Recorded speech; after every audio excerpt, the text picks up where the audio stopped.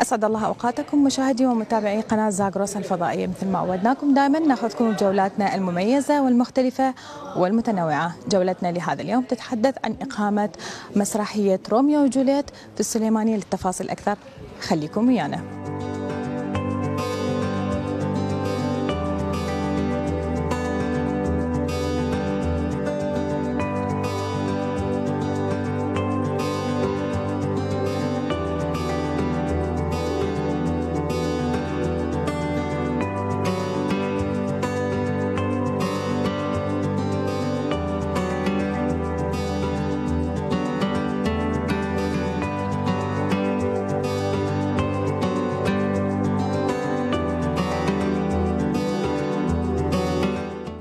چەند مانگێکە پرۆڤاکەین لە شانۆی روميو وجولييت. تدربنا على مسرحية روميو وجولييت لعدة أشهر بمشاركة طلاب وأساتذة من معهد الفنون الجميلة، ومن حسن الحظ أن العمل من إخراج الدكتور فاضل، وقد شاركت في العمل بدور والد جولييت وعملت على التفاصيل كثيرا خلال تجسيد الدور. شانۆی روميو وجولييت كيجي لشاكاركاني كممثلين ومشاركين في مسرحية روميو وجولييت تدربنا لمدة تخطت 3 أشهر، وخلال العروض المستمرة حتى الآن هناك تفاعل كبير من قبل الجمهور، وقد استطعنا إيصال الرسالة المرجوة من المسرحية بنكهتها الكردية.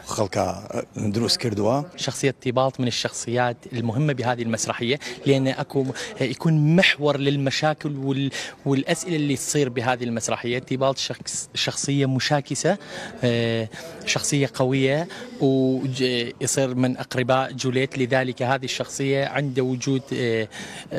عنده وجود بلحظات معينة بالعمل المسرحي. إقبال الجمهور الحمد لله، لنا جمهور زين، ودائما القاعة نوعا ما يمتلئ بالجمهور، وهذا يفرح الممثل. والحمد لله احنا ندي إن كان الجمهور 10 أشخاص وإن كان الجمهور 200-300 شخص، احنا نؤدي نفس الأداء اللي نمثله كل يوم.